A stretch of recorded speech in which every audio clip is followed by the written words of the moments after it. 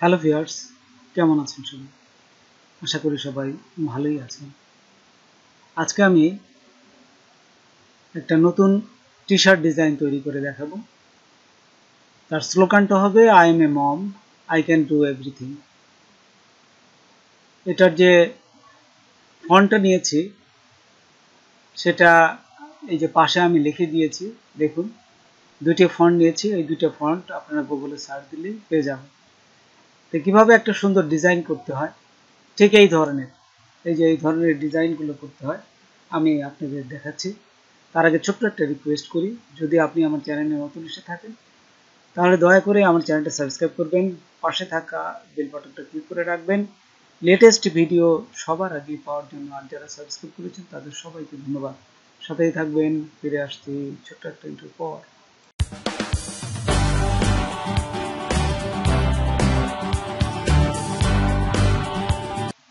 আমি এই ডিজাইনের মাপটাকে সুন্দর করার জন্য আমি এখানে একটা মার্জিন দিব। তাহলে মার্জিনটা কিভাবে দিবেন? কন্ট্রোল আর দিবেন। হ্যাঁ, কন্ট্রোল আর দেওয়ার সাথে সাথে দেখুন এই যে স্কেলটা চলে আসবে, রুলার স্কেল এখানে নিয়ে জাস্ট রুলার স্কেলটা আমি এই যে এখানে বসাই দিলাম, এখানে আরেকটা বসালাম, তাহলে দুটো মাপ কিন্তু সমান এসে যাবে। এটাকে দেখুন বড় করে এই যে আমি আমার লাইন সোজাসুজি নিয়ে নিচ্ছি। আচ্ছা, ঠিক এই অবস্থায় মাপটা কেউ আমি ধরে আমি আমার এই যে লাইন সোজাসুজি বড় করে নিলাম। হ্যাঁ, আচ্ছা, এই যে মোটামুটি হয়ে গেছে। আর একটু বড় করতে পারি। আচ্ছা, সমান মাপটা সমান করলাম। এখন দেখুন এই যে এইটা এইটা আর একটু ছোট করতে হবে। আমি এই যে লাইনের সমানে রাখলাম এবং এইটিকে আমি জাস্ট এইভাবে রাখবো।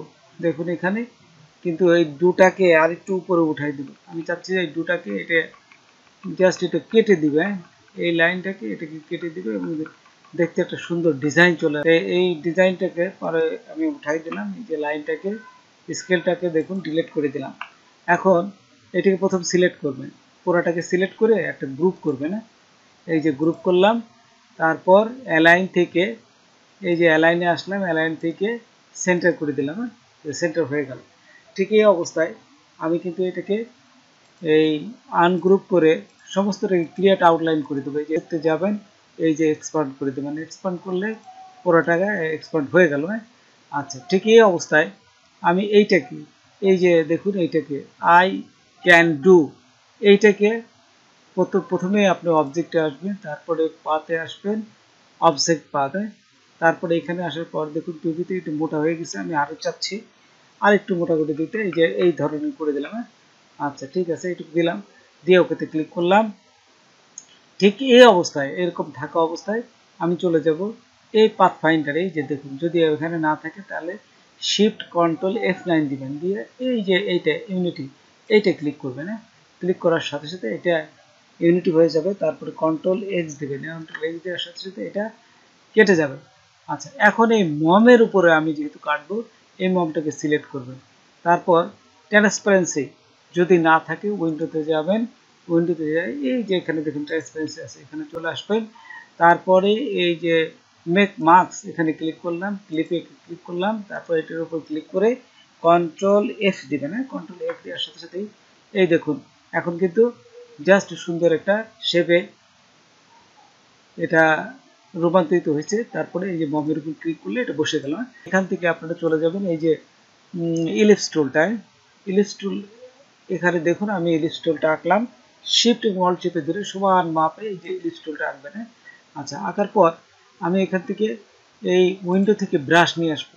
এই দেখুন ব্রাশ আছে, জাস্ট ব্রাশে নিয়ে এসে এখন এই যে আমি এটা আঁকলাম এই যে কোলটা এটা টেনে আমি ব্রাশের ভিতরে ছেড়ে দেবো। তারপরে আর্টে ক্লিক করব, ওকেতে ক্লিক করব, তারপরে এই যে প্রথমটা স্কেলে প্রথমটা দিয়ে ওকেতে ক্লিক করলাম। তো দেখুন এখানে কিন্তু আমার এই যে কোলটা চলে আসছে। তা আমি প্রথমে এইটাকে মুছে দেবো। এটা সিলেক্ট থাকা অবস্থায় ব্রাশ নিলাম, এই যে এখানে ব্রাশ নিয়ে আমার যেখানে যেখানে দরকার এই যে দেখুন এখানে গোল দিলে এই যে গোল চলে আসছে, দেখছেন? এখানে যেখানে যেখানে দরকার সেখানে কিন্তু আমি এই যে গোল দিতে পারবো। এই যে এখানে গোল দিয়ে দেখুন আমার যেখানে যেখানে দরকার আমি মনে করি মোটা হয়ে গেছে, এটা একটু ছোটো দেই, এই যে সিট দিলাম, এই যে ছোটো দিলাম, দেখছেন? বড় করে নেবেন। যদি আপনারা দেখতে সমস্যা হয় তাহলে এটাকে জাস্ট একটু বড় করে নেবেন। বড় করে নিলে এখানে আপনার দিতেও সুন্দর হবে। দেখছেন এই যে হয়ে গেল। তারপর এখানে দিলাম। আচ্ছা, তারপর এই ফোটার বদলে আমি চাচ্ছি যে আরেকটা এই লাভের চিহ্ন দেব, তাহলে ডিজাইনটা আরেকটু সৌন্দর্য আসবে। সেই ক্ষেত্রে আমি কি করব, যে লাভের চিহ্ন আঁকলাম। লাভের চিহ্নটা কিভাবে আঁকবেন এটাও দেখাই দিচ্ছি। তারপরে দেখুন এখানে আমি লাভের চিহ্ন এইভাবে আঁকবো। এই যে প্রথমে নিলাম এখান থেকে রেক্টেঙ্গুলার নিলাম একটা, এই যে রেক্টেঙ্গুলার নিয়ে দেখুন আমি এখানে রেক্টেঙ্গুলার আঁকলাম। আঁকার পরে আমি এটা স্টকটা একটু বাড়াই দিলাম। তারপর এখান থেকে এই যে ডাইরেক্ট সিলেকশন দিলাম, ডাইরেক্ট সিলেকশন দিয়ে এটা একটু কার্ভ করে দিলাম। তারপর এখান থেকে একটু অ্যাঙ্গেলে দেখুন, এখানে আমি একটু অ্যাঙ্গেলে দিলাম।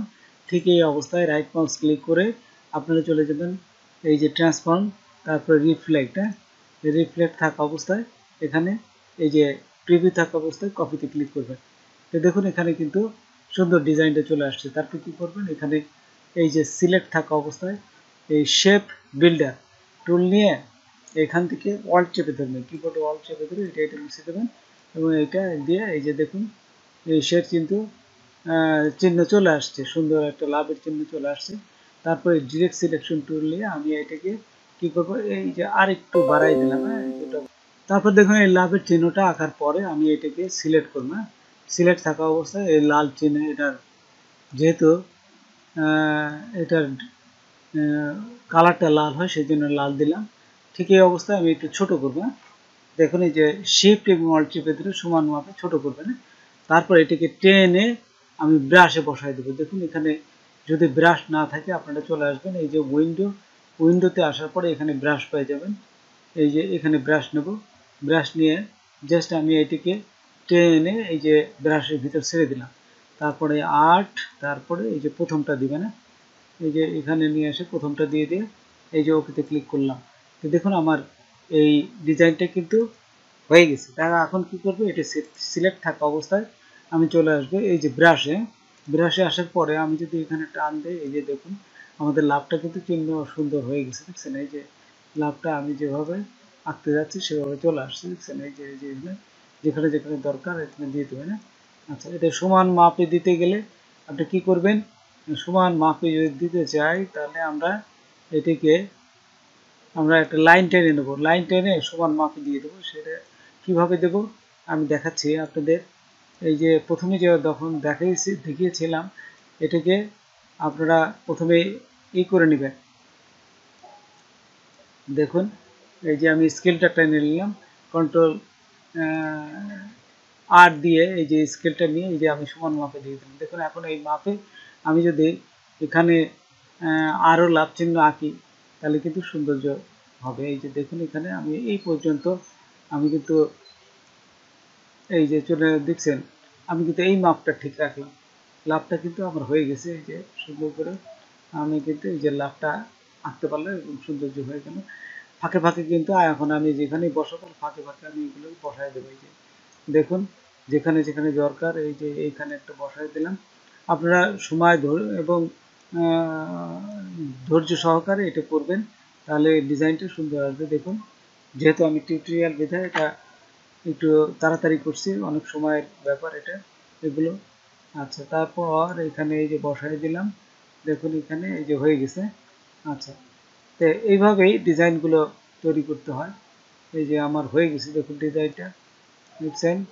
আচ্ছা, আমি আর সময় নষ্ট করতে যাচ্ছি না। আচ্ছা, এইখানে দেখুন সুন্দর একটা ডিজাইন কিন্তু তৈরি হয়ে গেছে। তখন এই ডিজাইনটা আপনারা যদি করতে চান সেই ক্ষেত্রে কি করবেন, দেখা গেল এই কালারটা লাল হয়েছে আপনি কালো দিবেন। এই যে এখন যদি আমি সিলেক্ট থাকা অবস্থায় এটা দিতে যাই তাহলে কিন্তু হবে না। দেখুন এখানে যদি আমি সিলেক্ট করে এই যে কালার দিতে চাই এটি কিন্তু এই যে নিবে না। এই যে দেখুন অন্য কোনো কালার দিচ্ছি, এই যে কালার দিলাম কিন্তু নিচ্ছে না, ঠিক আছে। সেক্ষেত্রে কি করতে হবে, এটাকে এক্সপান্ড করে দিতে হবে। পুরোটাকে সিলেক্ট করবেন, সিলেক্ট থাকা অবস্থায় এই যে অবজেক্টে যাবেন, এই যে এক্সপান্ড অ্যাপিয়ারেন্স, আবার যাবেন অবজেক্ট এক্সপান্ড করে এই যে তারপরে ফিল কালারে ক্লিক করবেন। তারপরে এখন যদি আপনি এইটাকে মনে করেন যে আমি অন্য কালার কালো দেব বা অন্য কোনো কালার দিব তাহলে কিন্তু দিতে পারবেন। এই যে এখানে থাকা অবস্থায় এই যে কালো দিলেন, দেখছেন? তাহলে কিন্তু এই যে ডিজাইনটা চলে আসলো। এবং এইটাকে এই যে আই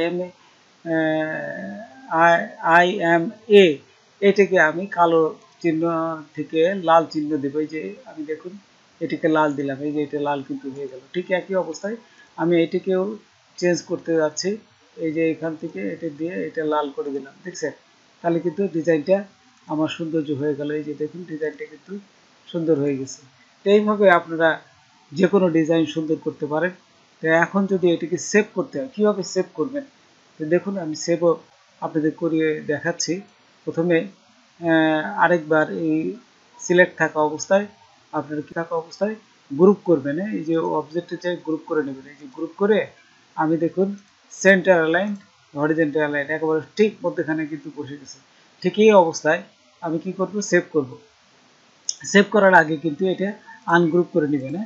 আচ্ছা, এবং এক্সপান্ড করে নেবেন অবশ্যই শেষে একবার সেভ করার আগে। এই যে দেখুন এক্সপান্ড করে নেবেন। এই যে এক্সপান্ড করে নিলাম। আচ্ছা, তো এখন প্রথমে ফাইলে যাবেন, তারপরে এখান থেকে এক্সপোর্ট, তারপরে সেভ ফর ওয়েব, এটি ক্লিক করে আমি এখান থেকে যদি আপনারা চেঞ্জ করতে চান, কোনো সময় সেভ করতে চান, সেই ক্ষেত্রে আমি সেটাও দেখাবো। এবং পিএনজি যদি করতে চান তাহলে পিএনজি প্রথমে এই যে পিএনজি 24 এবং এইখানে দেখুন এই যে 100% আছে বলে দেখা যাচ্ছে না, এটা আপনারা ছোটো করে নেবেন। এই ছোটো করলেই দেখা যাবে পিএনজিতে। তারপরে সেভ দিবেন। সেভ দিয়ে এখানে দেখুন আমি পিএনজি নামে সেভ করছি। এই যে পিএনজি, এই যে হাইফেন দিয়ে 2 দিলাম, 2 দিয়ে এই যে এখানে সেভ করে নিলাম। এখানে দেখুন পিএনজি নামে সেভ হয়ে গেল। যদি এটিকে মনে করেন যে সেভ করে রাখবেন এবং পরবর্তীকালে আবারও কাজ করবেন, সেই ক্ষেত্রে কি করবেন? ফাইল যাবেন, সেভ অ্যাজ দেবেন, সেভ অ্যাজ। তারপরে এখান থেকে এই যে এআই ফাইল নামে যদি অ্যাডোবি ইলাস্ট্রেটর ফাইল হিসেবে সেভ করতে চান তাহলে এখানে এই যে এইভাবে সেভ করবেন।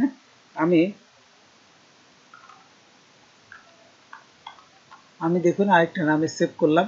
এই যে সেভে ক্লিক করলেই দেখুন এখানে সেভ হয়ে যাবে। এই যে এখানে আসবে। তাই আপনারা সব সময় এই যে ইলাস্ট্রেটর 10 দিয়ে সেভ করবেন, তাহলে কম ভার্সনেও আপনাদের এটা যে কোনো সময় এডিট করতে পারবেন। তো বন্ধুরা আজকে এ পর্যন্তই। নতুন কোনো ভিডিও নিয়ে আবার আপনাদের সাথে হাজির হব। যদি আমার ভিডিওটা আপনাদের ভালো লাগে বা কোনো উপকারে আসে তবে অবশ্যই সাবস্ক্রাইব করবেন আর বন্ধুদের মধ্যে শেয়ার করবেন। ধন্যবাদ সবাইকে।